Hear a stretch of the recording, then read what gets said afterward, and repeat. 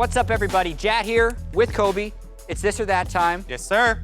There was some big news this week. I'm not sure if you heard. Something has happened in esports. We still don't get any previews of any of the slides, but I could guess what maybe one of them might be a topic on. We'll see. You could be 0 for 1 on predictions. Let's check the first slide of this or that this week. What do we got?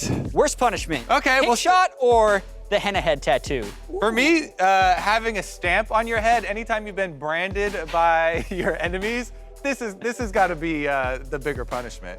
You know what? I think it's the pink shot because he didn't re-dye that hair. That lasted for months. And then when it grows out, it gets all gross. It turned like this weird blonde color. Whereas that, they did the shoot on probably Thursday or something, and by the time of the weekend, it was almost gone. I bet you it's completely gone now. Temporary. I know that they had in the color. rules a duration in the rules, like you have to keep it X. Rules. Yeah, you have to have it X number of days long. And I just feel like getting stamped with a brand is more important. But you're right, it's permanence with pink shot. What's your answer? Pink shot. Okay. I said this, you said that. All right, we're already disagreeing. It's a better episode already. Let's get to slide number 2. Stronger group in Europe. Group A with these 5 teams, and Group B with those 5 teams. Well, for me, pretty clearly, G2 beat the 2 top performing teams out of Group B.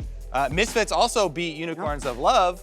So to me, I judge top heavy because I haven't seen a lot of the games of the bottom ones of the group because they just lose almost every single one. You don't watch every Origin game? So how could you not? I don't watch any Origin games. So Group A has some strengths because I think Misfits has been a surprise player for a lot of people. I think the people thought Fnatic would be the team that would be competing against G2, but Fnatic has been a little bit of a disaster in a lot of these games. And I look at the top 3 in Group B and think collectively like Splice is much better than Fnatic right now. So I have some arguments for Group B being stronger. Okay, I'm definitely G2 going is this. super good. Are you actually going to choose the Group B then? So I'm not 100% sold on Misfits, and historically, 3 of the top 4 teams are in Group B, which makes me think they can be a little bit stronger. I am not buying it, because especially your Misfits point, to me, Misfits is actually the best thing about Misfits to me is that there has been that incremental improvement, and I feel like their trajectory is upwards. Yeah. But H2K's got a strong trajectory. They've been a little bit inconsistent. Unicorn and Splice are good. Top 2 definitely in this group. Join me. All right, it's this. Yeah, all right. We got a victory. victory. Him later, but Next slide. Or something. Slide number 3. Better boots for ADs, Ninja Tabi or Lucidity boots? So here's the reason. So everyone's been all over this Ninja Tabi craze, right? Yep. The Ninja Tabi craze, they weren't buffed or anything. Lethality, right? That's the immediate thing you're jumping to. Teams that have 3 lethality builders, and we've seen teams with 4 ADs and most of them being lethality. If you're against a team like that, Ninja Tabi boot. That's why we're seeing all the spread of Ninja Tabis.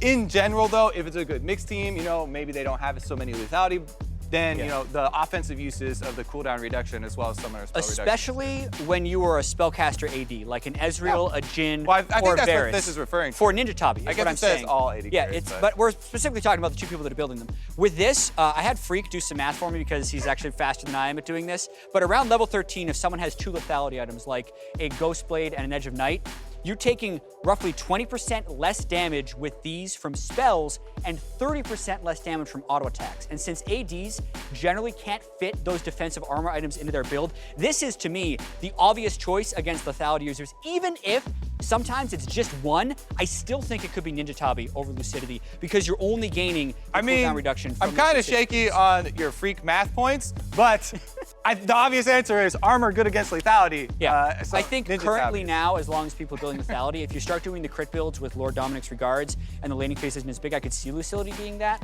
but that one's clear this. Next slide. Yeah, next slide. We did like a serious conversation. That was great. Better Rivalry, the Telecom Wars, or TSM CLG?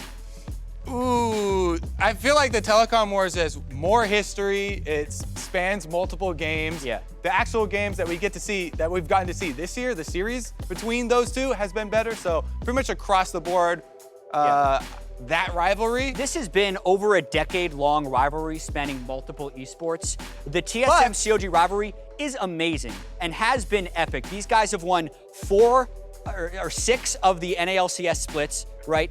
It spans before the LCS even existed. As far as a better League of Legends rivalry, I actually think TSM and CLG as an NA homer right now is better. Okay, because TSM Jatt. these guys have been in a couple finals. Now it's great. This year, this is a better rivalry. In the history of League, I'm going to say that. For the history of esports, it's definitely this. I'm going with this, even though I played on CLG and I've tasted this rivalry.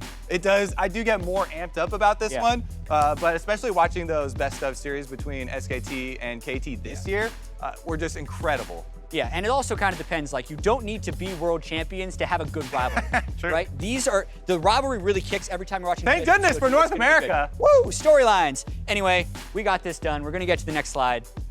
In this one, the bigger fall from grace, Origin or SK Gaming? Well, so this one is referring to back in the time when they had Forgiven and Svenskeren was still on the team, you know, #1 in the normal season for European LCS. Then they lost in the playoffs. They got relegated the next They got kicked out by the New Kids G2. Yeah. However, SK Gaming was never, to me, a Worlds contender, whereas Origin was legitimately in the semifinals, and now they have yet to win a game. Not even a match, a game. So Origin is a mess. And it's one thing when you bring back Xpeke to play mid lane and you're trying to solve problems that way. When you're bringing Xpeke back to play AD carry or support and you're just trying to plug holes all over the place, I think that This, come to my side. It's correct. Hey, how did... Aha, Kobe agrees with me yet again. No, we're gonna get to the final I'll slide. go with this. SK Game was a bad class, but Origin has just been miserable. TL double it, the savior or a last resort? Both. Or both? Why can't that be both? Oh, why can't we have to both? pick one. I think the name of the game. I think it very clearly is both, though. Yeah. Because it does seem like a panic move. This is for people who don't, keep up on the roster lock dates. The roster lock dates. This was right up against the deadline. Yeah. For playoffs and stuff like that. And they're facing relegation zone, which is very scary territory. So, got to pull out all the stops. Yeah. And as far as technically answering this slide, I'm gonna say that. Because we don't know if he is a savior yet. And TL has such a hard road ahead. They have 6 games left. They are 2 games out of the playoffs, and they are yet to play the top 4 teams in North America. So it could still be them in the promotion tournament, but we know it's their last resort because it was a move right before the deadline. I want to know how much they paid him because that dude was making bank streaming, and now he's playing for Team Liquid, a last place team. We're not even referring to their other roster change of Adrian joining the team now. What if he ends up being the savior? It's a big last resort. So definitely, definitely this one. It could definitely be both, though. I think that was the last slide for this week. If we had 6, then that was 6. That's it. That was number 6. Thank you for watching this or that. You can tweet to tell us what you think. Hashtag this or that. I got a couple of tweets last time for people, topics that they wanted. We won't, want to have spoiled on the topics or anything, but we will pass on ideas to the producers. Or you could just hashtag this or that. Maybe they'll look for it. Yeah, I think all that stuff is good. We haven't talked about Twitter in a while. This was a little bit of a longer episode. Thanks for watching.